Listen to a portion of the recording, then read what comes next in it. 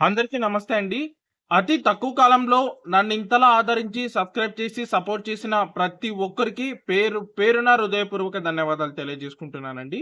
ముందుగా మీరు మా ఛానల్ గనక ఫస్ట్ టైమ్ చూస్తూ ఉంటే గనక బెల్ ఐకాన్ క్లిక్ చేసి సబ్స్క్రైబ్ చేసి పెట్టుకుంటే నేను చేసే మరిన్ని వీడియోస్ మీకు నోటిఫికేషన్ ద్వారా వస్తాయని తెలియజేస్తూ, ముందుగా మీ అందరికీ అక్షయ తృతీయ శుభాకాంక్షలండి. అక్షయ తృతీయ అంటే ఏమిటి అంటే, ఇది మనం మరణించిన తర్వాత జీవుడు ఆత్మ అనేది ఉంటుంది.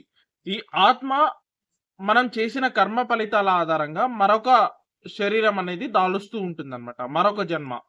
అది ఏ జన్మలో అయినా కావచ్చు. జీవుడికి తిండి, దాహం ఇటువంటి కొన్ని కార్యక్రమాల పరంగా సుఖ సంతోషాలతో ఎల్లప్పుడూ జీవించాలి అంటే పరమేశ్వరుడు ఇచ్చిన ఒక మంచి వరం. అక్షయ తృతి అంటే అక్షయ అంటే ఏంటంటే తరగనిది. జన్మ జన్మలకు తరగనిది అక్షయ అంటారు. ఆ రోజు మనం ఎటువంటివి పాటించాలి, ఎటువంటి పరిహారాలు చెయ్యాలి అనేసి ఈ వీడియో ద్వారా మనం తెలుసుకోబోతున్నామండి. అక్షయ తృతీయ రోజు ఏం చేయాలంటే, ముందుగా ఉదయాన్నే సూర్యోదయం ముందు ఒక రాగి పాత్రలో నీరు నించిపెట్టి సూర్యుడికి సమర్పించడం ద్వారా తప్పకుండా మీ యొక్క కెరియర్ కానీ, బిజినెస్ రిలేటెడ్ కానీ చాలా మంచి గ్రోత్ అనేది వస్తుంది ఈ పరిహారం చేయడం ద్వారా. ఎందుకు సూర్యుడికి ఈ పరిహారం చేయాలంటే, సూర్యుడు అక్షయ పాత్ర ప్రసాదించింది సూర్య భగవానుడే. కాబట్టి ఈ పరిహారం చేయడం ద్వారా మీకు చాలా మంచి గ్రోత్ లభిస్తుంది. రెండవదొచ్చేసి లక్ష్మీదేవికి, అలాగే సంపదకు అధిపతి అయిన కుబేరునికి పూజించాలన్నమాట. లక్ష్మీదేవికి మరియు కుబేరుడికి భక్తి శ్రద్ధలతో మీరు పూజిస్తే తప్పకుండా మీకు సిరి సంపదలు కలుగుతాయి.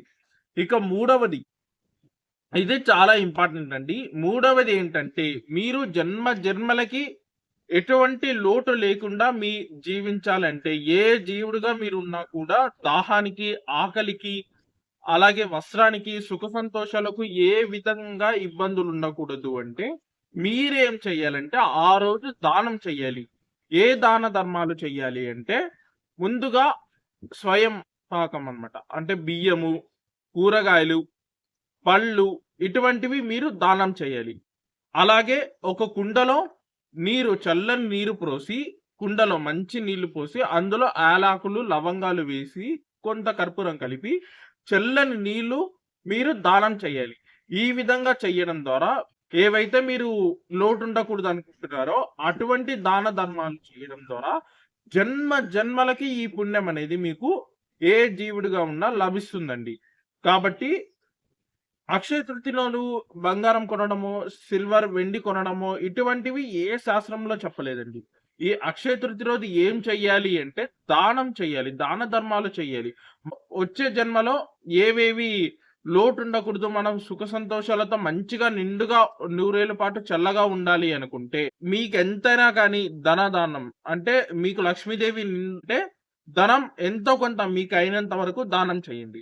అలాగే కొంత బంగారం ఉండాలి జన్మ జన్మల పాటు అనుకుంటే ఎంతో కొంత 1 గ్రామ్ బంగారం, చిన్న బంగారం అయినా మీరు దానం చేయాలి. లేదా వెండి అయినా కానీ దానం చేయాలి.